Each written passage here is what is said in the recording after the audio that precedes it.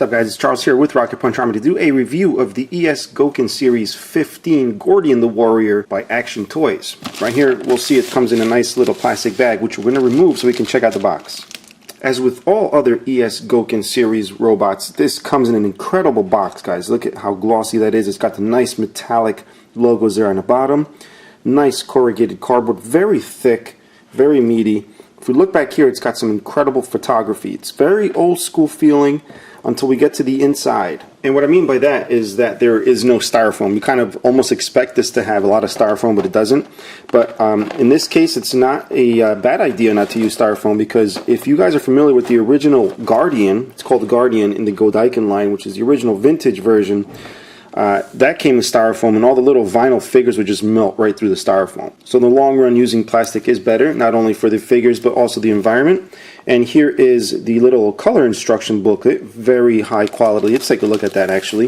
It's got some nice thick paper, it's not cheesy little paper, full color inside. I absolutely love the photography that they use for these.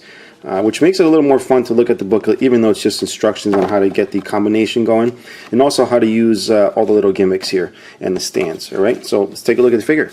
What I'm going to do is start off smallest to biggest. We have Daigo here, which is the main pilot guy. You'll see he comes in a little plastic baggie, which I will be taking him out of there, but he's just so tiny. If you're wondering why I have these markings here, I use this to scare my daughter when she's being bad. I just make this little hand guy like and it scares the crap out of her for some reason. But anyway, so here he is, very tiny. He does come with a little stand right here, alright, which is a good thing because there's nothing much you can do with this little tiny figure.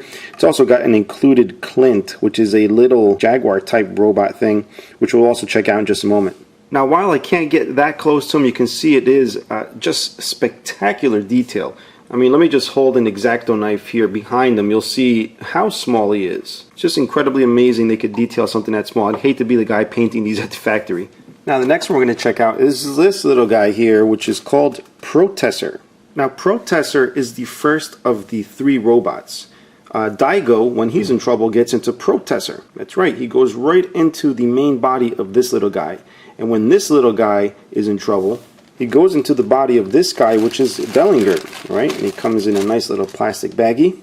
And here he is up close, and if you're noticing a pattern, it is the fact that these are nesting robots. What that means, nesting is like those little Russian dolls, one goes into another. This is pretty much the same thing that's going on here. You got little Daigo that goes into Protteser, then you got Protteser that goes into this guy, and when this guy's in trouble, he goes into this guy over here, which is the biggest one of the set, which is this guy here. His name is Garbin. So all the other robots, including Daigo into Protteser, Protteser into Dellinger, Dellinger into Garbin, complete this robot here. Alright, so we're going to go back to this little guy here. We're going to skip Daigo because he has no articulation whatsoever. But we're going to take a look at this guy. The articulation, there's none in the head, unfortunately. I mean, you get this little wobble here. That's just part of the way the hinges are. What do you call it? The articulation is only here in the hands, but thankfully, they are on a ball joint. So for something this small, that is a pretty cool little feature. The legs here also on a ball joint, as you can see. I popped it out from putting too much force. But, you know, they do stay together. I just gave it a little too much force there. But you get a little bit of movement going on right there. So not so much stuff going on with this guy. He does have three variations of a weapon, which is this thing here, which at the bottom, I don't know if that's a little screw up. It kind of looks all weird. Probably popped off the sprue wrong. But it makes it a little more difficult to put in the hand here. So what I did is shave a little bit off at the bottom there, and it fits in the hand just like that. Then he's also got this version of the weapon, which has the chrome little cone there. And I know this looks more like a review of fingers than it does of an actual figure, but you'll have to excuse me. This figure is absolutely tiny. But it would just go on his fists like so. So you can hold it that way. And he's also got another variation of this, if we pop this off, which is this right here. Again with a little chrome spike here. You do have to remove the bottom. Let's see if I can do that. Right, just twist it right off. Just be careful, it is very thin plastic. Pop it right through the fist here. And of course the clearance is not that great. I'm not going to force it through, but what they want you to do is force the chrome through. Some of you may want to just file down the chrome. I don't really feel like doing that, but if you get it through, then you pop this bottom part underneath the hand. So essentially, if we put this back here, that's where his hand goes. This goes on the bottom of his palm. So what we want to do next is get Daigo docked right in here. So we're going to pull the front of the face open and then somehow get your finger in there to bring this chest piece up like so. And then little Daigo is going to go right in there. And I have to talk with a high voice because it's so tiny. Then bring the chest down like that, and the head, and he's docked in there. It's kind of pointless, but I mean, it's cool that you can do that. And you don't really see him when he's in the robot, and you don't see the other ones when they're inside of each other, but it's a cool little thing. Then to get him ready to dock, you just bring the arms straight out like so. Next dude we're going to check out is Dellinger here. Nice red and white little color thing going on there. This is the one that starts containing some diecast. Even though it's tiny, it does have the whole upper chest in diecast. It has the whole crotch area in diecast. Everything else is plastic. All right, so articulation-wise, you got this little wonky head. If you guys saw my review for the Fu, which is also part of the ES Gokin, it's a similar design. The neck is actually this panel right back here. There's actually no neck on the inside, as you can see there. And that's due to the whole nesting thing. You do have a ball jointed shoulder, all right, which gives you a fair range of movement. It's also pretty tight. You do have the swivel here because of the ball joint for the elbow. Then you also have the little hands here on ball joints. And you have a little waist articulation, which is cool, a little back and forth. And then also twist to one side and the other if you wanted to. If we move down to the legs, they're a little weird. They are on a ball joint here on the hips, which is pretty cool. You also get the knee here on a ball joint. And you have the ankles also on the ball joint, and they move back and forth, and you also get the little toe action going. Now as far as accessories, he does have like extra hands here. He's got the open hands for both. We're going to pop this one in here just so you guys can see what it looks like. Comes right off. It's very nice. Little white ball joint there. Pop this new one back on. We're also going to put in a weapon holding hand because there is a weapon I want you to check out, so we'll pop that one on. And these are really tiny hands. So you want to be careful not to lose them. Put them where you're not going to lose them, and put them back in the box. And as small as these hands are, they have excellent sculpting. So what we're going to do is check out that weapon I was telling you about. We got a sword here which has nice chrome. Look at that way that gleams. It's got some nice gold painted handle there with some red bits. So just pop that on like so. So you can go ahead and start chopping up people. And then we also have this chrome axe. Again, very nice chrome, and the rest of it is red. And we just pop that in. So what we're going to do now is get this guy ready to have Protteser dock him. So the helmet here, you want to push out forward just a tad, just make a little bit of clearance. You see how that is right there? That way you can bring this up. Next, you do have to remove the chest piece. Unfortunately, it's not a hinge type. And you can see here that this is the metal part. And that is kind of a bummer that you have to do that to take this off. However, if you look in here, there's a little hinge. They've included that so you can actually pop it right behind the face here and tab it right in. That way it has the look it's supposed to have while still being able to have something this size and have everything peg in the right way. Alright, so now that we have that like that, these shoulders you have to bring up, and if you spin them around, you'll see the ball joint actually has an open spot here. At first I thought that was just a weird design, but that's actually to make clearance for Protteser once he's inside. You do the same for this one. You'll see it's got the open spots there. Then we grab Protteser and we get his legs as close together as possible without popping them out of the ball joint. So you got them in there, get the little arms in those spots right there, and then bring these shoulders, just make sure you're not pinching them, bring these shoulders around just to cover that. You can now bring this down here, close the head, and at that point you might just want to release this, put that back in because it kind of holds the head down. You don't really need to have it. I think it's just so it looks cool if you display it with everything open. I think I actually spun these the wrong way. I think it's this way. So you can bring the arms up a little higher. Then they're going to bend this way like that. Then the legs you want to expand. Now when you expand, you want to be careful because I actually ended up damaging these little bits on my Fu. These little tabs that come out, there's a little bridge right here that they have to pass through. If you're having a hard time pushing them out, don't force it. You will snap those off. Sometimes it does catch, so be careful with that once you extend the legs. And we're going to put this guy off to the side, and we're going to check out Garbin. Here's Garbin, which is obviously the outside of the whole figure, the main thing that you see, and probably the coolest looking one out of the three. So the figure is very nice. One thing I did notice is this, which is a shame.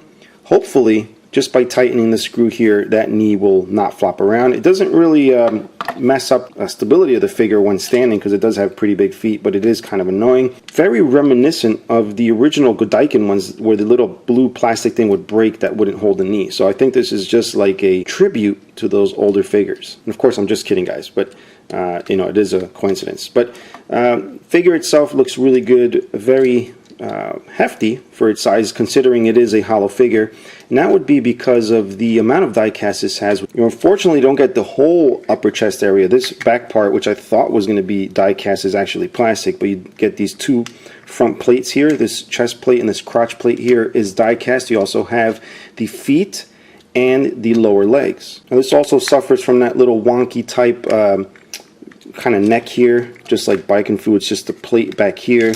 There's no real neck inside. You'll see it's completely hollow. You'll see my finger from back there. It does a good job of sort of hiding it. It doesn't really bother me too much. Articulation of the head, like I was just showing you, it's got the neck. You do want to be careful when moving this. Like I said, it's just a plate back here. It goes up and down just slightly. This is probably the better of the heads because it does have full articulation. It doesn't wobble around like a bobblehead. You have these shoulders here. Got the arms that go forward. Nice thing about the arms going forward is there is a slight ratchet action, which is a pretty cool thing considering the design of the arms here. You'll see they actually pivot right on the back of the shoulder there, so it's a strange design. You know, I don't know what to think of that. I mean, it's not actually attached to the front. The plastics seem okay, so I'm not too worried about that. Then you got the elbow here. You have bicep swivel. You also have the hands here on a ball joint. You do have a waist. It's kind of stuck on a little bit, I think, because of the plastic, or the paint, I should say. But let's take these plates off. You'll see it's got this round thing here, and I think, if I'm not mistaken, the waist slides around that. At least it looks like it should. And usually the instructions are very clear with the future ES Gokins, which way everything moves. I don't see anything that shows waist movement. So now as we move back down to the legs are also strangely designed because of the hollowness. They're actually attached right back here. This is the only two spots that the upper thighs will be attached to. You do have a swivel, which is cleverly engineered right there.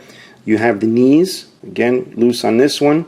And you have the ankles here on a ball joint, as you can see. Now, as I was examining the knee here, it looks like this plastic thing is bent in instead of causing the friction up against the leg like the one on this one is. You'll see it's pressed right up against it. So I don't know if it's stripped or they just screwed it in wrong, but that's what's causing the floppy knee. So to find out if there was a way I can fix it, I took a screwdriver to it. You'll see the screw is completely loose. It won't tighten. So apparently it's stripped. So I don't know if during the assembly procedure the guy pushed too hard, pushing this plastic out and completely stripped it, but it does kind of suck. So again, I'm not surprised because with every future product I get, there's always some kind of issue. Now, as far as accessories, Garbin does come with these open hands here, one for each side. Also regular fists, which is a little strange that they kept these as the alternate ones because the standard ones are the weapon holding ones. But in any case, I'm going to leave the weapon holding ones on, but I'll actually switch this one out so you guys can see how that's done. Same thing, ball joint, pop that in, and there you go. At least you can see what that looks like with one of the alternate hands. And we're going to go check out one of the weapons. So actually I am going to remove this hand for now, just, you know, you saw what that looks like already. And we're going to pop the regular weapon holding hand back on, and the reason I did that so I can show you also the shield, which we're going to pop right into his hand like so. And then we're also going to take this spike weapon here.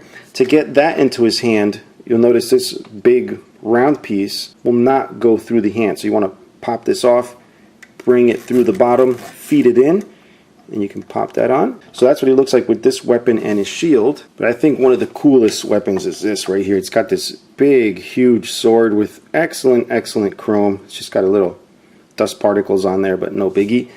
Pop that through like so. The blue on the weapon is a little bit different than the rest of the blue on the figure, but I mean, that's not a big deal. So this is how awesome he looks with that. Absolutely love that. Now he's also got some built-in weapons. If we rotate this, you'll see he's got some little holes there. You can do it for both sides. My translation is not that great. I think they're called Vulcan cannons or something like that. Now if we move down to the shins here, we bring these shin covers down, and you'll see there's missiles right behind them. Those are the foot missiles. Now another built-in weapon he has is in its ears. So the ears are tabbed in, they're actually pegged in. You just pop them right off, just spin them a tad to get them off. Then you want to put this little, a separate piece, you have to, it's an alternate little piece that's included, and pop it in there, give it the angle sort of forwards like that towards the spike right there, and feed it through the hand itself, and then grab the other end and pop it at the bottom. And he has what is essentially a brass knuckle weapon. Now while we're on the subject of ears, I did save this weapon for that because it doesn't show it in the instructions. I looked, maybe I'm just blind. I didn't see any reference, aside from them showing you that this is included and showing you that it goes in the hand, it doesn't really show that you're supposed to do this. And I believe you're supposed to because it only pegs in one way and the ears fit perfectly. You can't put them in upside down, but they do peg like this. And this is another weapon that he has. I'm going to try to get him to hold it with two hands. So we want to pop off the spike right there on the end. Feed it through one of the hands, like so. Alright. And it's a little hot under these lights, so have to work it a little bit there. And the other end. Alright, and then pop the spike back on. And there you go. Now before we move on to the rest of the review, with this guy it seems he got the brunt of all the little mess ups and little issues, but most of the issues are just after the fact. The only issue from the factory is this. From shipping there's a scuff right here from him rubbing up against the plastic, and also there's no protection. They have a protection around the neck like a plastic piece in case this bangs up against that, so that was cool, but they didn't put anything around the arms, so the arms rest right up against this screw here. So there's a bunch of scuffing going on right there, which also carries on to this side, which really got it pretty bad, which is a shame because the rest of the figure looks absolutely great. Now to get this guy ready to receive the other robots, the instructions do tell you to pop these things off. Again, not the coolest of transformation things, but again you do have these little bits that pop around, which we'll show you in just a moment, which allow you to give that effect. But I'll show you guys at the end with everything, but we're going to go ahead and get Protteser in here. The same thing with the head, you want to just get it forward, just be careful, it is all plastic, and then bring it up. And there's a few things you got to do. You got to open up the shoulder here, you got to bring this little piece down, so make sure you do that on both sides, otherwise nothing's going to happen. And these little pieces, you'll see when they're pushed down, they don't come forward. You have to lift and bring them down like that, bring the shin guards down, and then these things will open. And I believe that's all we need to get this guy in here. So we'll grab him. You notice there's two little tabs back here, little white plastic. They go right in these little slots here. It is a little bit of fiddling around, guys, so just be careful when you're doing it. Just kind of fit him in there. It does fit nice. It's just a lot of adjustment going on. Just get him pegged in back there. The legs feed through, they do fit nice. Very small clearances, but you know, nothing really tight. Once you have the legs of Protteser in there, you want to fold the toes down so that way you can close the shin guards there. And once you're convinced he's all nice and secure, you can go ahead and start closing up some panels. You can actually move the arm. You'll see Protteser's arm right there, which is a cool little thing. I like the way they work that in there. Make sure you close this first. Then bring the head down, bring that back like so, and you can attach the chest pieces. And I've noticed now that everything's going together that it's actually a good bit heavier than it was before, obviously, because now you have a little bit more die cast, more plastic inside. And here is the finished product. What's amazing, you still retain the articulation. You can still move the arms, you can still move the knees, the legs. It's a pretty amazing feat of engineering, I think. Now while he does stand on his own, it does come with a stand to put him on. It's really nothing fancy. If you're a collector of ES Gokin, you already know what's included. You get these pieces here which allow you to put other stands together. You get these two arms here. We're gonna just plug this one in. It goes right there. And this little tab right here goes to the back right here. So you can attach both arms, make it a little taller, whatever. I don't really use stands, but just so you know, yeah, it does hold pretty well. Now as far as displaying this guy, one of the cool things is when everything is open and you see all the robots. So we're going to go ahead and try and recreate that here. I'm going to split open the head. Probably would have been easier to do this while I was putting everything in there, but you know, this is me. So we're going to open that, take this little chest piece off here, and bring out this little tab, stick it to the bottom of his chin, and then we're going to grab the crotch plate and also attach that right here, this little tab, and I'm beginning to think it's not even going to hold. Exactly. I was going to say I'm beginning to think it's not even going to hold. It's too much weight, but we'll see. We'll give it a shot. Peg this one here. Yeah, somehow this is not going to work out too great. And then we'll get this little piece under this one here. Then open up the little head there. Again, you want to do this not when it's together. See, there you go, I lost his leg in there. Yeah, see, don't be like me and try and do this with it together again. I mean, how is this even displayable? I can't get anything to stay on. There should be a picture here somewhere of what I'm talking about, but I can't get it to do it. It's just way too heavy, parts are falling off, losing little legs. So this is what I did, and this is what they did in the photo here. Obviously much different and much better.